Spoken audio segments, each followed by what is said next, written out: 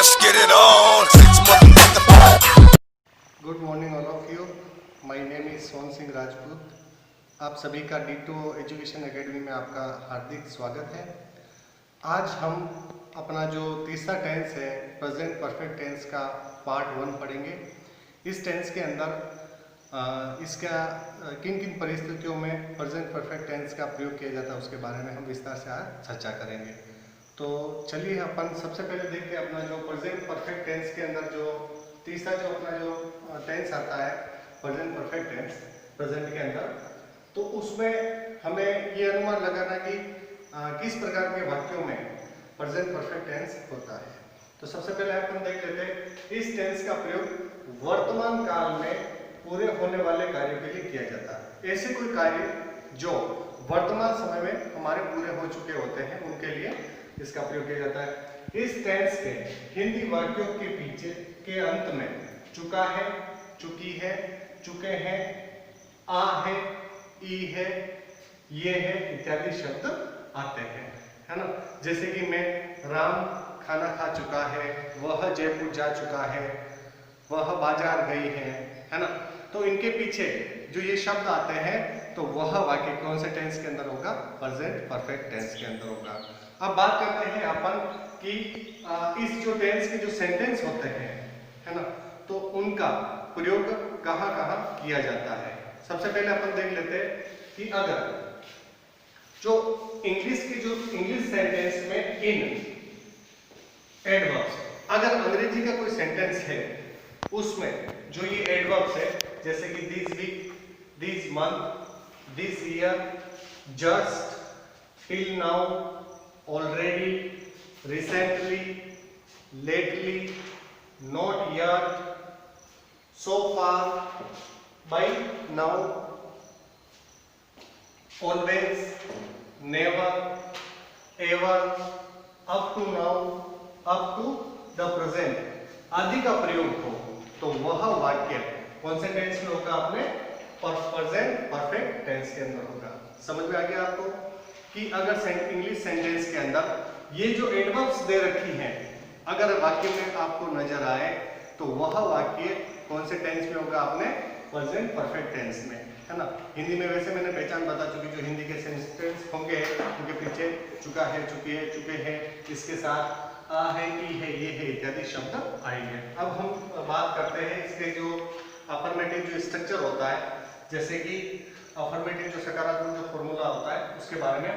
उसका फॉर्मूला है subject plus has, have plus verb की थर्ड फॉर्म प्लस ऑब्जेक्ट। इस टेंस के अंदर हैज, हैव के बाद वर्ब की थर्ड फॉर्म का प्रयोग होगा, है ना।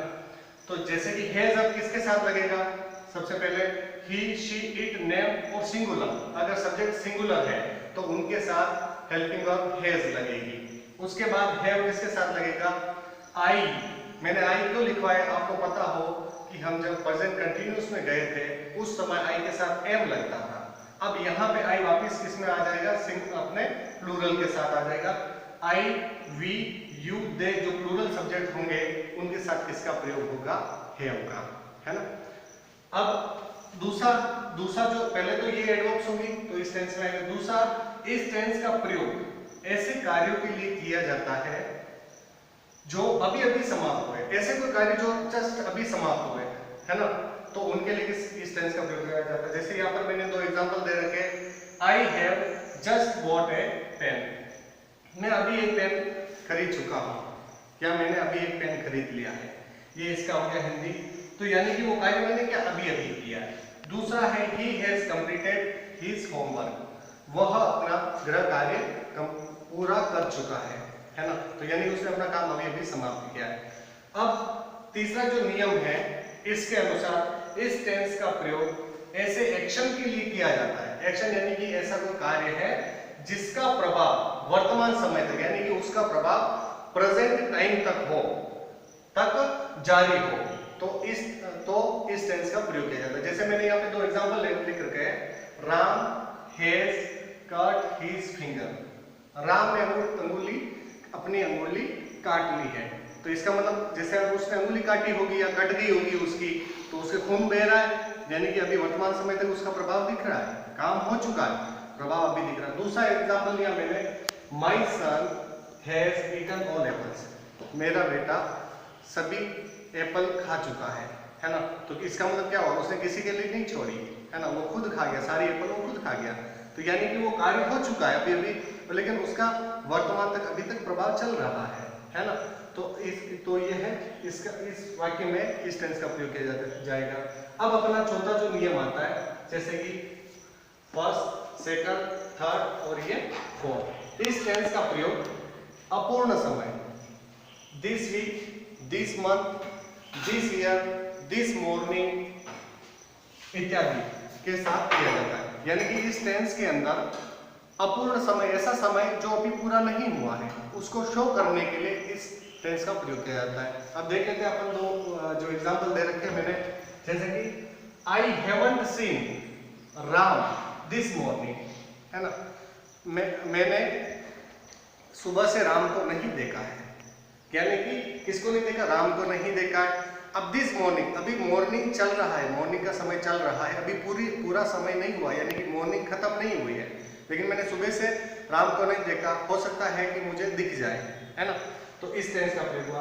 अगला आता है I have not completed my work, मैंने अपना कार्य पूरा नहीं किया है दिस मंथ, इस महीने मैंने अपना पूरा कार्य नहीं किया है ना। तो यहाँ पे जो महीना चल रहा है, यानी कि अपना जो महीना है वो पूरा नहीं हुआ है। ओके, अब बात करते हैं अपन का पांचवा नियम। इस पांचवें नियम के अंदर इस टेंस का प्रयोग ऐसे कार्य के लिए किया जाता है जो पास्ट या भूतकाल में शुरू हुआ, ऐसा कोई कार्य जो भूतकाल में शुरू हुआ है और एवं वर्तमान समय तक जारी हो, लेकिन वह कार्य अभी भी चल रहा है, ठीक है, तो इस टेंस का प्रयोग किया जाता है। जैसे आप इसको समझने के लिए इसके साथ प्रायः सिंस फॉर का प्रयोग होता है। देखो ज्यादातर हमने देखा है कि सिंस फॉर का प्रयोग हम मान के चलते हैं कि प्रेजेंट, अपने प्रेजेंट परफेक्ट कंटिन्यूस के अंदर ही होता है, हम अब तक ऐसे ही मानते आ रहे हैं। और लेकिन आपको एक और बात बता दूं कि अगर ऐसा कोई कार्य है जो भूतकाल में शुरू हुआ है लेकिन उसका प्रभाव अभी तक है, तो इस टेंस में भी सिंस फॉर का प्रयोग होगा। उसके बाद टाइम आएगा, जैसे टाइम ऑफ पीरियड आएगा, टाइम ऑफ पॉइंट, यानी कि समय अवधि या निश्चित समय आएगा। अब देख लेते हैं अपन दो example. He has been here for 2 weeks, है ना। यहाँ पे यानी कि इसका मतलब क्या हुआ, वह 2 सप्ताह से यहीं पर है। इसका मतलब क्या हुआ कि वो पहले आया था लेकिन अभी भी वर्तमान में यही है, तो यहाँ पर क्या आया, he has been, क्योंकि be की थर्ड फॉर्म है, be was been, he has been here for 2 weeks, वह 2 सप्ताह से यहीं पर है। अगला सेंटेंस है mister Sharma has lived in Jaipur since 2005, mister Sharma 2005 से जयपुर में रहते हैं। यानी कि इसका मतलब क्या हुआ, वो पहले जयपुर आए थे, वहां रह रहे थे और अभी भी क्या है, वो जयपुर में ही है, यानी कि भूतकाल से कार्य शुरू हुआ और वर्तमान में भी क्या चल रहा, तो वहां पर क्या आएगा, यह प्रेजेंट परफेक्ट टेंस आएगा, यानी कि वो सेंटेंस होगा प्रेजेंट परफेक्ट टेंस के अंदर होगा।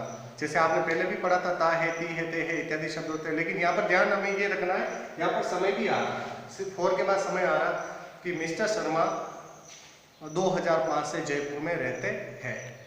ओके, तो इस तरीके से आज हमने इस पार्ट के अंदर प्रेजेंट परफेक्ट टेंस के यूज के बारे में पढ़ा, कौन से वाक्यों के अंदर ये होता है। नेक्स्ट पार्ट में हम इस टेंस से affirmative, negative, interrogative, yes no, interrogative WH और इंटेरोगेटिव नेगेटिव जो सेंटेंस है उनके स्ट्रक्चर के बारे में हम विस्तार से चर्चा करेंगे।